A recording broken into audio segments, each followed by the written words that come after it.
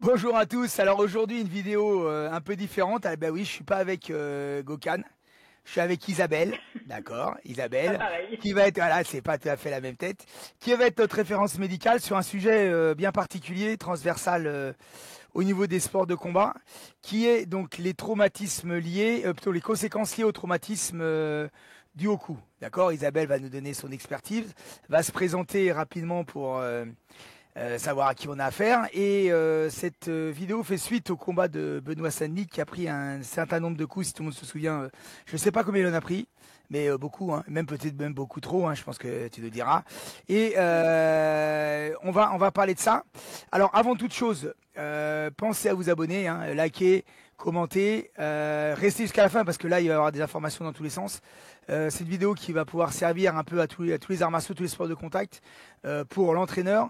Et je voudrais que cette vidéo elle réponde à une question. Est-ce que tous les youtubeurs ont eu raison de tomber sur les entraîneurs de Benoît Saint-Denis, hein, Isabelle, j'espère que tu pourras répondre à ça. Parce que je suis pas Ouais, c'est sûr la que... partie médicale. Ouais, parce que, mais est-ce que je suis pas sûr que entre les deux rounds, Benoît, il ait la capacité à encaisser, à assimiler tout ce qu'on lui dit, hein, avec tout ce qu'il a pris. Je suis pas sûr, même pendant déjà, je suis pas sûr qu'on comprenne. Donc ça, on va voir Isabelle qui va dire ce qu'elle pense. Bon alors, on est parti. Présente-toi un C'est petit ça. peu et on va enchaîner sur le sujet. Allez. Bonjour à tous. Moi, c'est Isabelle, du coup. J'interviens là dans le cadre du fait que je suis médecin. Je suis médecin en réanimation. Je suis réanimatrice de formation et je travaille en réanimation et au SAMU. Et j'ai aussi la casquette de médecin du sport. Du coup, j'ai été plusieurs années médecin du sport au sein de la fédération de karaté. Voilà. Voilà. Et Ouais. c'est dans ce contexte que j'interviens. Je pratique un peu, évidemment. C'est comme ça que j'ai rencontré Olivier et que j'ai eu la chance de me faire un peu abîmer par Olivier. Donc le traumatisme, on connaît bien. C'est ça, c'est ça. Et par contre, quand vous voyez Isabelle en tant que médecin, c'est pas bon parce qu'elle est dans le service de réanimation. En règle générale, les personnes qui voient, Oui, ils sont vraiment pas en forme, hein. Ça, ça, exactement. ça, il faut l'avoir partout sauf dans son service parce que là, sinon, c'est pas bon. Bon, allez, on va Oui, commencer. Donc, la très première bien. partie, on va parler des traumatismes, hein. Si vous vous souvenez bien, là, le combat qu'a subi, parce que là, on peut dire a subi Benoît. Je voulais revenir sur les coups et particulièrement les coups de coude, parce que là, il en a pris vraiment des gros coups de coude, vraiment d'une façon en montée, d'accord. Donc, Moicano était à cheval sur lui et il a cédé des coups de coude qui étaient juste au niveau de ses coudes. Et Isabelle, voudrait que tu nous dises qu'est-ce que ça entraîne au niveau du cerveau et qu'est-ce que ça fait. Ok, alors ça c'est un vaste sujet. Moi je ferai que le côté médical, hein. Je ne me Oui, permettrai oui, pas de oui. donner des remarques sur le côté technique. Alors si on repart sur les coups de coude, n'hésite pas à me dire, hein. Moi les coups de coude je les adore, ça tu le sais. C'est mon petit coup préféré. Et juste on revient 2 secondes sur l'anatomie du coude. C'est intéressant parce que c'est une articulation. Du coup, il y a l'humérus, hein, l'os du bras, et il y a deux os effectivement qui sont le cubitus, la l'ulna, et le radius. Là. Ok. Et la particularité du coude, c'est pour ça que c'est un petit coup qui est très efficace, c'est qu'en fait c'est très court, on a un bras qui est très court, donc on a une cinétique qui est ultra rapide, un impact qui est très très fort, et du fait de la forme du cubitus, on a une espèce de trochlée, et ça donne vraiment une forme pointue au coude. Et donc c'est pour ça qu'en fait ça fait des dégâts absolument colossaux Ouais. pour des petits os comme ça Bah contre ça, mon ça, genou. Quoi. ça coupe tout de suite, hein. Ça coupe tout de suite, hein. Ouais, Tout ce qui est exactement. t'as beau mettre de la vaseline, ça coupe direct. Et d'ailleurs, au niveau des yeux, d'ailleurs, tiens, tu voulais là, donc ça c'est au niveau de la traumatologie. Tu voulais Ouais. intervenir aussi sur ce qu'avait dit le médecin, parce qu'il avait écouté un peu ce qu'avait dit le médecin. Et si tu veux nous en parler un petit peu, ce qu'avait dit le médecin sur le combat de Benoît.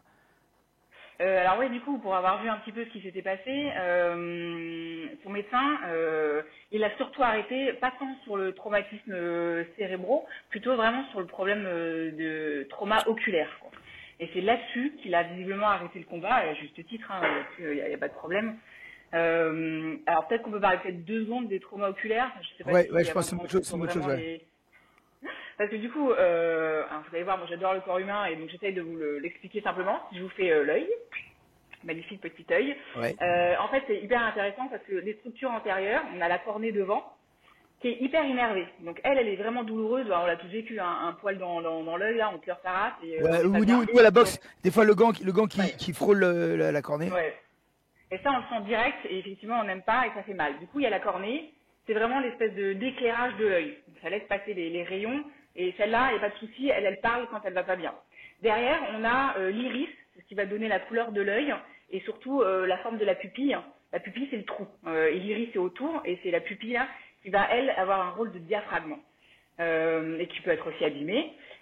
Derrière, on a une structure qui s'appelle le cristallin, qui est une espèce de forme de lentille, qui est assez géniale parce qu'il y a des espèces de petits muscles autour qui permettent de comprimer ou pas le cristallin. Ouais. Et pour le coup, c'est lui qui va permettre l'accommodation.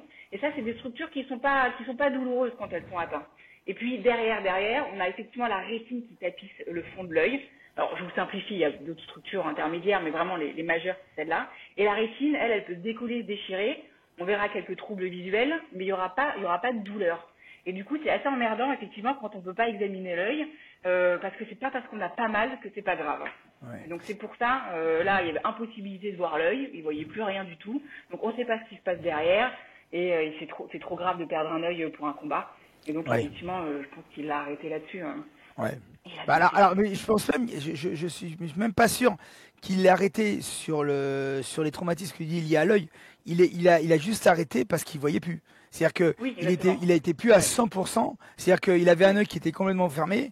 Et donc, du coup, il n'a pas arrêté pour le traumatisme à l'œil. Alors, ça me fait rigoler parce que, s'il y a mes élèves de seconde qui écoutent, c'est le cours de seconde. Là, tu viens de faire le cours de seconde sur l'œil avec les différents éléments et l'analogie entre l'œil et l'appareil photo. Mais non, c'est exactement ça. C'est exactement ça. Mais donc, au niveau du traumatisme, il n'a pas été arrêté. Attention, il n'a pas été arrêté pour des problèmes liés au coup qu'il aurait pris dans l'œil. C'est juste parce qu'il ne voyait pas. Et donc, du coup, quand il n'était pas à 100% par rapport à son adversaire, voilà. Ouais. Voilà. Et sachant que l'information visuelle, surtout pour les combattants, c'est important, ça représente 70% des informations qui arrivent au cerveau. Donc, si on voit pas, on se prive de 70% de l'information au cerveau. Exact. Les distances, toutes ces choses-là, parce que comme a dit Isabelle, maintenant c'est le prof de physique qui parle aussi. Le cristallin, c'est comme une lentille qui se déforme, et donc du coup, il accommode, et donc du coup, il est capable d'assimiler d'analyser les différentes distances qu'il y a, et du coup, si l'œil fonctionne pas bien, du coup, on n'est pas capable de savoir à quelle distance se trouve son adversaire et d'assimiler la position et de se rendre compte de ce qui se passe. Donc ça, c'est une chose. Alors, donc d'après toi, là-dessus, au niveau du cerveau, qu'est-ce qui se passe derrière? Parce qu'avec tout ce qu'il a pris dans la tête, est-ce que ça a entraîné des commotions, la commotion cérébrale? Si c'est une commotion cérébrale, c'est quoi? Alors, ça, c'est le truc dont on parle beaucoup et qu'on a tous vécu en tant que pratiquants. La commotion cérébrale, on l'appelle aussi le traumatisme crânien léger. Et donc, c'est donc un coup dans la tête qui peut avoir plusieurs symptômes. Je vous parle du tout du traumatisme crânien léger, c'est entre guillemets plus compliqué. Le truc grave, on le voit tout de suite. Le mec qui perd connaissance, qui convulse, c'est assez simple, traumatisme crânien grave. Attends, juste là, je te coupe. Ça veut dire que quand... Là, je te coupe parce qu'après, j'ai risque d'oublier. Je m'excuse. Ça veut dire que quand quelqu'un prend un KO et qu'il convulse, est-ce que c'est lié à un traumatisme grave au niveau du cerveau, ça? Ou est-ce que c'est lié à autre chose? Oui. Parce que ça nous était arrivé, quelqu'un qui prend un coup et qui bouge dans tous les sens. Est-ce que c'est plus grave qu'une commotion normale ou est-ce que ça veut dire que c'est grave là? Oui, c'est plus grave. Oui. Il y a une classification pour ceux qui s'intéressent, la classification de Master. D'accord, donc c'est vraiment lié à ça. Quand la personne commence à convulser, c'est bon. Et convulsion, perte de connaissance, tout ça, ça cote plus grave. Ouais, après, c'est un peu du bon sens. Effectivement, les commotions cérébrales, on l'a tous vécu. Là, on a un peu groggy, on a un peu mal à la tête, un peu de vertige au départ, et puis ça va rentrer dans l'ordre. Mais du coup, ce qui est important sur la commotion cérébrale, c'est que si jamais on fait un scanner ou une IRM, il n'y a pas d'anomalie derrière pour les examens conventionnels. Il n'y a pas d'anomalie derrière. Il n'y a pas de saignement dans la tête, il n'y a pas d'hémorragie ou d'hématome. D'accord? Et donc, c'est ça qui va définir la commotion cérébrale. Donc, on a quelques symptômes, nausées, vomissements, céphalées. Donc il y a des troubles physiques, il y a des troubles, on va dire cognitifs, on peut avoir un peu de troubles de la mémoire, et puis on peut avoir des troubles psy un peu avec soit de l'agitation ou des sentiments de pas bien quoi. Mais il n'y a rien sur le scanner. D'accord. Et du coup c'est intéressant. Si on regarde 2 secondes un peu la physiopathologie du truc, on a notre boîte crânienne. J'aime beaucoup expliquer avec mes mains.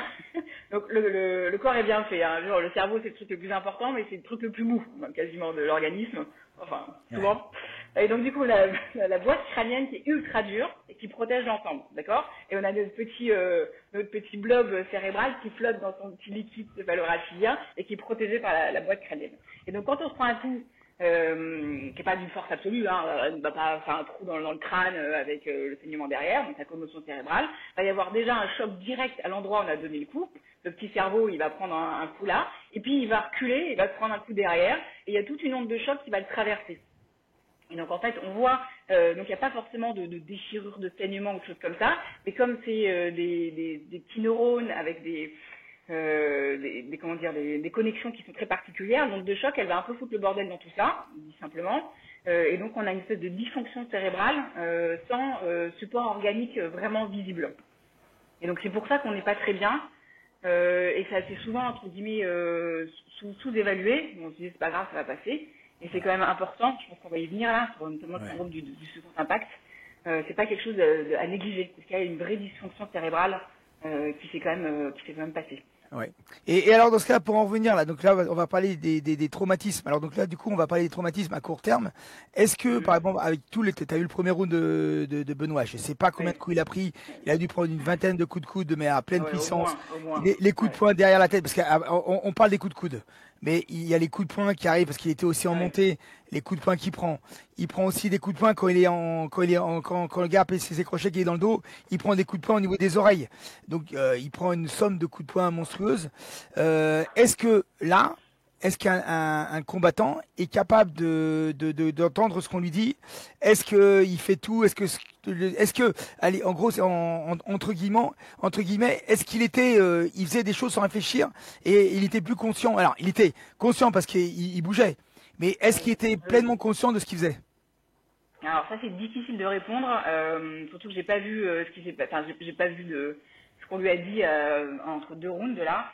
Non mais pas dans le round. Je parle pas en round. Oui, non, il s'est pris plein de coups, ça c'est évident. Entre guillemets, quelqu'un de normal, il serait déjà par terre. Donc ça c'est déjà, il y a l'entraînement de BSD qui est quand même très bon. Et ensuite, c'est vrai que nous on a des outils diagnostiques entre guillemets où on évalue le patient. Et je pense qu'il peut avoir des bonnes réponses. Enfin, on va voir s'il est confus, s'il sait où il est, s'il fait des réponses simples déjà, savoir s'il est. Et je pense qu'il a pu donner les bonnes réponses. Ensuite, on va voir effectivement la rapidité d'exécution des gestes. Je pense qu'effectivement, fondamentalement, après 30 coups de coude et de poing dans la tronche, on n'est pas complètement lucide. Après, c'est possible qu'à l'examen clinique qu'il a eu entre les rounds, il ait pu être jugé apte. Ça c'est sûr, avec l'entraînement qu'il avait, ça tenait la route quoi. Et ça veut dire que entre les deux rounds, est-ce qu'il aurait été capable de comprendre? Alors parce que moi ma question c'est répondre et défendre un peu les entraîneurs là qui sont pris là, toute la communauté en disant que c'est n'importe quoi ce qu'on a dit, on l'a rassuré, on lui a dit des banalités. Est-ce que quand tu vois ce qu'il a pris au premier round, est-ce qu'il est capable d'assimiler, déjà de comprendre? D'assimiler. Est-ce que son cerveau il serait pas ailleurs pour dire bon je récupère, j'ai un moment de calme là, j'ai 1 minute pour récupérer. Est-ce que ces entraîneurs ont eu bien raison d'essayer de rassurer, de lui donner des banalités au lieu de lui dire bah tu restes debout, tu restes des choses techniques. Qu'est-ce que tu dis, qu'est-ce que tu penses de ça? Alors franchement c'est difficile et moi je veux pas être là à critiquer ou quoi, j'étais pas avec eux dans le combat. Hein. Effectivement, je pense qu'il s'est pris plein de coups dans la tête et que clairement, il devait déjà avoir des commotions cérébrales à ce moment-là. Ensuite, je me dis, tu vois, même quelqu'un en état de stress, tu peux être dans un effet tunnel et pas du tout écouter ce qu'on te dit. Ah ben c'est ça. Correctement non plus. Hein. Donc, c'est difficile de voir là, avec le stress et la pression du combat, c'est difficile de répondre de façon noire ou blanche. Donc, il n'y a pas de réponse claire. En plus, même au niveau de la vision. En plus, je pense qu'au niveau de la vision, déjà, il commençait déjà à être bien boursouflé. Je pense que déjà, l'effet tunnel, c'est un vrai effet tunnel où son regard, il a dû commencer à se... là, pour l'effet tunnel, c'est le vrai. Hein. Je pense que ça a dû commencer à se rétrécir. Et parce que je trouvais que les youtubeurs ont été durs avec les entraîneurs. Je pense qu'il n'y avait pas 50 000 trucs à dire parce que ce qu'il a fait au deuxième round, parce qu'après au deuxième round il a attaqué, mais ça il a répété ses gammes, il a répété ce qu'il avait appris, sachant qu'en plus Moicano, son adversaire, a volontairement parce que comme il avait marqué tous ses points, il a pas pris de risque. Son seul but, son adversaire s'était tapé les yeux là où il était blessé, travailler en contre. Alors que à mon avis, Moicano il aurait pu aller les rechercher au sol, vu que quand la vision elle est encore plus, il aurait pu l'emmener, il aurait même pas vu arriver peut-être. Je pense que là, je pense que les coups là ont été particulièrement dévastateurs au niveau du cerveau. Et je Oui, crois qu'il ouais, était conscient. Et il a fait. Enfin, après, seul lui le dira. Même, je suis même pas sûr que oui, dans cet état-là, est-ce qu'on est capable, on est conscient de ce qu'on fait. Est-ce qu'on est conscient oui. de ce qu'on fait? Ça ressemble un peu quand tu te fais étrangler, bah tu sais plus ce qui se passe. Et quand tu te relèves, tu fais mais qu'est-ce qui se passe là? Ils sont tous debout. Qu'est-ce qui se passe là quand t'as pris un KO? Tu dis là, c'est un peu la même chose quoi. Sauf que lui, c'est une espèce de KO Ouais, debout. Ouais. Et pour le ouais. long terme là, tu dirais quoi là? Alors, du coup, pour le long terme, de façon générale ou pour le combat là, Bah là, maintenant? pour lui, bah, t'avais regardé un peu ce qu'avait donné. Bah on connaît tous. Hein, on a 3 mois de, Oui, oui, oui. on a une J'ai revu, durée. ouais. Voilà. Ouais, j'ai regardé là quand même avant notre vidéo, effectivement, ce que disait la Fédération française de MMA, hein, qui est très très claire hein, sur les commotions cérébrales. Ouais. À partir du moment où il y a une commotion cérébrale qui est notée, c'est inscrit, c'est déclaré, et il y a toute une démarche vraiment, enfin, dans toutes les fédérations d'arts martiaux aussi, hein, très très claire en fait pour la reprise de l'activité. Hein. Du coup là, il faut effectivement déjà déclarer la commotion cérébrale, et donc pour la Fédération française de MMA, c'est 28 jours minimum d'arrêt Ouais, c'est ça. avant de reprise de C'est ça. l'activité. C'est C'est une ça. reprise C'est qui est ça. progressive par palier. C'est ça. C'est Et ça. puis, il faut une C'est ça. consultation par un médecin pour la C'est ça. reprise, qui acte la C'est ça. reprise du C'est sport. ça. C'est ça. Ça, c'est au C'est premier ça. impact. Deuxième impact, c'est 84 jours. Enfin, Ouais. c'est Ah, mais c'est ça, c'est hyper ça. strict hein, pour C'est le ça, coup. c'est ça. C'est ça. Et alors, quand on regarde tous les boxeurs, parce que là, nous, on parle de MMA où l'arbitre intervient, mais là, on en parlait un peu off sur la boxe. Oui. La boxe, c'est terrible parce que, Ouais, c'est comme redoutable. tu le Hein. disais, tu peux te prendre si tu te relèves, tu peux reprendre un autre KO derrière, tu peux être un peu dans le gaz, un peu Oui. comme l'était Benoît, et tu te reprends un Ouais. autre, on te relève, et il n'y a pas arrêt de l'arbitre. Hein. Tant que tu es debout, tu prends. Hein. Ouais. Ouais, ouais, donc 10 secondes là, ils comptent. Et du coup, ce qui m'amène là, on en a parlé ensemble, il y a une pathologie qui est hyper grave, qui s'appelle le syndrome du second impact, qui est très connu là dans nos fédérations. C'est du coup, il y a un premier impact, une première commotion cérébrale. On n'explique pas très bien la physiopathologie là de ce syndrome du second impact, mais donc en gros, on a le cerveau qui est un peu, qui est très susceptible, on va dire, et il suffit d'avoir un deuxième impact, un deuxième coup, même s'il n'est pas très fort, qui peut être dévastateur. Il y a eu des décès Ouais. sur des syndromes du second impact, sur des coups qui n'étaient pas très forts. On n'explique pas très bien, mais on se dit qu'effectivement le cerveau il est tout sensible, il y a un petit coup qui arrive, pouf, là il se m'a gonflé, là Ouais. c'est ce qu'on appelle un œdème cérébral, avec une pression intracrânienne qui explose, et du coup bah, ça peut aller jusqu'au coma profond et au Ouais. décès. Quoi. Et c'est pour Ouais, ça ça que les fait. fédérations sont si strictes sur les commotions cérébrales, même quand il n'y a plus de symptômes. Même quand il Ouais. n'y a plus de symptômes. C'est une espèce de pré-contrainte, comme dirait en muscu. Tu as une pré-contrainte et du Exactement. coup, quand tu arrives à un autre coup, même qui est Ouais, pas forcément fort, bam, il est ouais, amplifié. ouais. C'est une Même espèce pas de fort. résonance. Une espèce de résonance mécanique où tu as Ouais, emmagasiné un système d'énergie qui attend d'exploser et tu prends un petit coup et bam, ça part derrière. ouais. Ouais, Ouais, donc, c'est exactement ça. Et ça, c'est franchement très embêtant. Et ça, c'est du coup plutôt sur le court terme. Et sur le long terme, on est en train de voir qu'effectivement, il y a des conséquences. Hein. On voit Mohamed Ali, notamment avec, ça a été bah, prouvé qu'effectivement, il y avait plus de risques de maladie de Parkinson chez les boxeurs, qu'il y a plus de syndromes, enfin de maladies neurodégénératives, hein, donc ça va de maladies d'Alzheimer jusqu'à maladie de Charcot, hein, et étonnamment aussi plus de dépression chez les ah sportifs ouais, où il y a des ah ouais, où il y a des coups ouais. Donc pareil, ah on oui, n'explique pas encore tout bien tout ça. Mais ah c'est oui, pas donc ça veut que dire que tu juste peux. La dépression, neurologique. la dépression peut être liée à des coups qu'on a pris dans la tête. Ouais, il y a Ah des ouais, études qui ont montré qu'effectivement il y avait une prévalence plus importante. Ouais. ouais. Donc pareil, on n'a Ouais. pas encore l'explication ultime du lien, mais ouais. Bah nous on voit déjà ça au niveau du MMA là. Je prends quelqu'un comme Diaz là, un combattant qui il a 77 kilos, 70 kilos, je sais plus, je crois qu'il a 70 kilos, qui combattant. Alors, j'ai jamais aimé ce combattant là. Alors c'est simple, ce combattant là, soit on l'aimait, soit on l'aimait pas, parce que c'était vraiment le bad boy. Tu vois, c'est le gars qui chambrait, il faisait des Ouais. doigts à tout le monde. Tu vois, c'est le mec. Et du coup, même quand il combattait, Oui. il chambrait les mecs. Oui, C'est-à-dire que, tu vois, c'est vraiment alors pour moi qui est vraiment traditionnel, je l'ai jamais aimé. Alors il y a plein qui aiment ouais. ces gens-là, c'est le gars, c'est le trash talker. Tu vois, il insultait, il faisait des doigts. Mais alors du coup, quand il boxait la tête en avant, il s'en prenait plein, il disait, allez, vas-y, tac, Ouais. allez, il s'en prenait plein, oh, tac, ça, toi, il chambrait. N'empêche que maintenant, qui combat plus, c'est Ouais. céphalé sur céphalé. Bon, déjà, il avait été chopé à l'herbe ou à la, comment ça s'appelle, il se droguait, bah, il se droguait pas, il fumait un peu trop. Je pense que là, il doit fumer encore un peu plus pour se laisser passer, pour passer les céphalées. Je pense que ce genre de combattant-là, il va finir, il va mal vieillir, hein. C'est le genre de personnes qui vont mal vieillir. Et d'ailleurs, en parlant de ce que tu me disais tout à l'heure, je pense que les fédérations, même la fédération de boxe, elles veulent pas faire des études avec trop de recul, hein, parce que sinon, la boxe, on arrête, hein. Oui. Eh, moi, j'aimerais bien qu'on fasse sur tous les professionnels comment ils ont fini. Je pense que là, si on a un recul, parce que maintenant on a Ouais, le quand recul, ce hein. sont des KO, Ouais, c'était dans ouais. des KO, ça en Là, a un, ouais. c'est fini, hein, là. Ou alors c'était fini, il ferme la boxe. Et d'ailleurs, à tel point, c'est que je prends une fédération comme au rugby, bah la fédération, les règles elles évoluent. Maintenant, les impacts ils deviennent tellement forts que les règles maintenant, ils sont hyper stricts. Les arbitres, tu mets un plaquage haut, tu mets donc tu plaques avec l'épaule. Le mec, même si volontairement tu te baisses pas, hop, t'es dehors. Donc du coup, ils limitent le nombre de traumatismes. Moi, je me souviens l'année dernière, il y a eu un match de rugby France-Afrique du Sud. Il y a eu Mhm. 5 protocoles cérébrales, de commotion cérébrale dans la première mi-temps. 5. Des mecs qui sont Ouais. sortis parce qu'ils avaient pris un KO. Ouais, mais pour le coup, ils sont hyper stricts là-dessus, hein. Et Ah du bah coup, là, nous, on voit en médecine du sport, c'est intéressant, on a juste une catégorie de sport à risque. Donc, il y a les sports, toi, où tu tires à balles réelles, on voit bien, les sports aériens. Il y a les sports avec KO autorisé, et il y a une catégorie spéciale, le rugby. ouais, Qui fait c'est ça, partie, c'est ça, voilà, c'est ça, c'est ça. spécialement pour le rugby. Ouais, c'est ça, c'est ça. Et Ouais. donc là Et eux, ils ont maintenant, traumatisme cérébral et aussi cervical, là, du coup, ouais, pour le coup. ah bah oui, parce que là, Effectivement, ouais. attention là on est resté là Ah le ouais. seul traumatisme qu'on a parlé c'est le coup de Ouais. coude, mais on n'a pas parlé. Je pense je suis en train d'intervenir sur tous les traumatismes liés Ouais. au coup dans les jambes, au cervical, Ouais, parce que là on de n'a pas quoi parlé de dire, cervical, ouais. hein.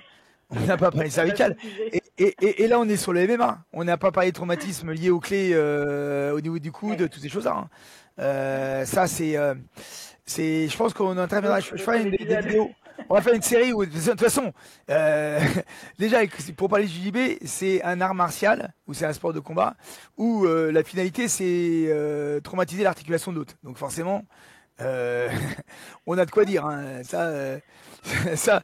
Et la boxe, c'est pareil, hein, c'est violenter son adversaire, donc en règle générale, forcément, il y a des conséquences. Quand les deux, ils vont de bon cœur, forcément, ça fait des conséquences. Mais Ça fait plein de patients, plein de ouais, c'est patients. ça, c'est ça. En même temps, faut pas que tu les vois, parce que quand tu les vois, c'est que là, c'est vraiment pas bon, hein. Et donc alors, qu'est-ce que tu dis toi? Comment devrait se comporter un entraîneur quand il voit que son gars il s'en prend pas la tête, qu'il voit que l'arbitre il laisse un peu, parce que des fois il y a des arbitres, parce Ouais, que les règles de l'UFC sont claires, tant que le gars est actif, ils arrêtent pas. ouais, Tant, ouais. tant Alors c'est que difficile, ouais. tant que son Alors, moi je point. parlais derrière, ouais.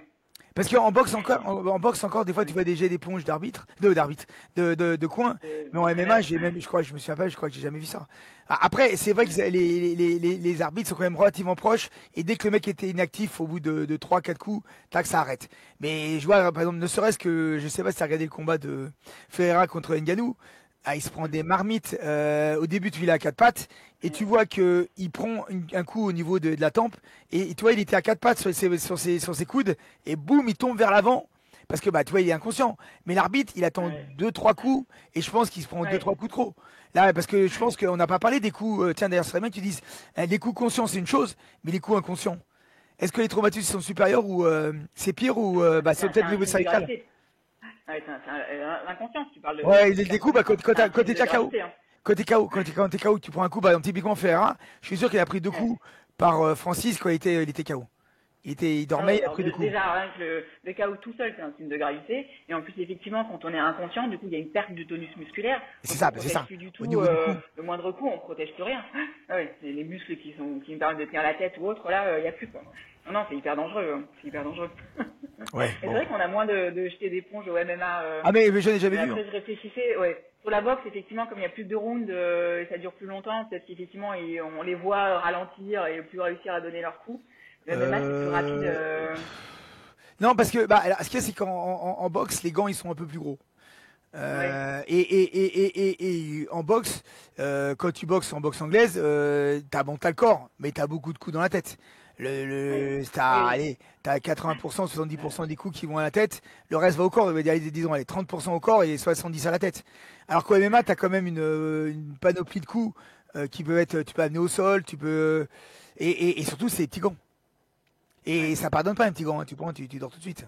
Alors qu'en boxe, tu peux prendre plein de coups, plein de coups, plein de coups, et c'est peut-être ce qui est le plus traumatisant parce que qu'est-ce qui vaut mieux? Vaut mieux prendre un coup, tomber KO et que ça bouge plus, que d'en prendre 50 ou une vingtaine de coups qui sont juste avant de tomber KO, mais tu prends les 50 coups. Tu vois, les 20 coups, je Ouais, prends, parce que c'est 50 ça fait grand-chose. beaucoup. Ouais. Ouais. Tu vois, ou même Ah, 3-4 coups qui sont à la limite du KO, qui si t'avais des petits gants, tu serais tombé KO, alors que là, avec les gros gants, tu tombes pas forcément KO. ouais. Bah, Donc, la répétition, c'est que c'est dangereux. ouais, Ouais, c'est ouais, ça. complètement.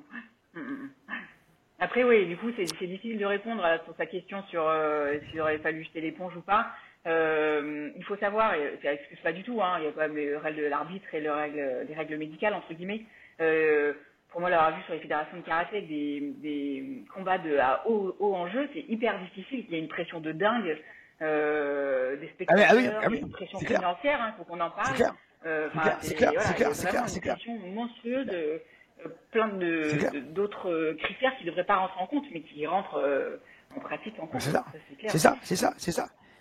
Regarde le combat de Francis, t'as payé, j'imagine, je prends un exemple, t'as payé 100 euros ou 150 euros, l'autre il met KO, il se fait arrêter par exemple un petit peu avant, tu dis, ouais, c'est pas possible, j'aurais pu faire quelque chose, j'ai payé 100 euros ma place.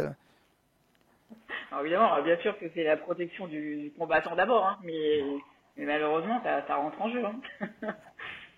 Ouais, et toi, et au sol, on a un peu les mêmes choses. Tu as des compétitions, par exemple, je parle de grappling parce que je pense que ça parle plus à plus de personnes. Tu as des compétitions de grappling où les clés en torsion sont interdites, où l'arbitre, les arbitres, toi, en fonction des compétitions, il y a un arbitre qui va aller dans le sens de la protection du combattant. Oui. Donc, ça veut dire qu'il va taper et si l'arbitre estime que le gars il va trop loin et qu'il va se faire péter le bras, Oui, qui il sont va arrêter légitimes. le combat que des compétitions comme la DCC, qui elle, donc à Abu Dhabi, eux, tant que t'as pas un jet d'arrêt, C'est tant que vivant. toi tu dis pas j'arrête, ou Oui. que l'entraîneur jette pas l'éponge, ça continue. Hein. Donc c'est pour ça qu'il y a des torsions, les Ouais. mecs qui passent avec la cheville sous le bras, des mecs qui se prennent des clés de bras, l'épaule elle est massacrée. Donc Ouais. Ouais. Ouais, et ça, c'est chaud, parce qu'en plus, se remettre de ces blessures-là, et enfin bon, effectivement, il faudrait toujours qu'il y ait le combattant en premier, quoi, mais c'est, comme tu dis, ça dépend. Ça dépend. bon bah c'est nickel. Bon bah ouais, je pense que pour cette première, mais c'est vrai que je pense qu'on va se revoir parce qu'on a quand même pas mal de traumatismes à parler et je pense qu'on aura d'autres combats qui vont être similaires. Donc Avec plaisir. Isabelle, je te remercie beaucoup pour ton intervention. Oui, c'est moi Ta bonne qui te humeur, je remercie. pense, c'est vu sur sur la vidéo. Et un petit mot pour la fin. Eh ben, écoutez, alors du coup, juste le take-home message, entre guillemets, pour sa pratique personnelle, c'est qu'il ne faut pas négliger les contusions, les commotions cérébrales. Hein. Si vous avez pris un coup à l'entraînement ou pas loin du chaos, c'est repos pendant au moins une semaine. Et n'hésitez pas à aller voir le médecin. Blague à part, c'est pas vraiment, faut pas sous-estimer la gravité de la commotion cérébrale. Hein. Donc prenez soin de vous. Hein. Voilà. Et alors, prenez soin de vous et abonnez-vous. Parce que sinon, après, la Bien commotion, sûr. Et sinon, likez. sinon, la commotion, elle va arriver et c'est moi qui vais vous la mettre. Hein. Bon, allez, hausse. Ça marche. À bientôt.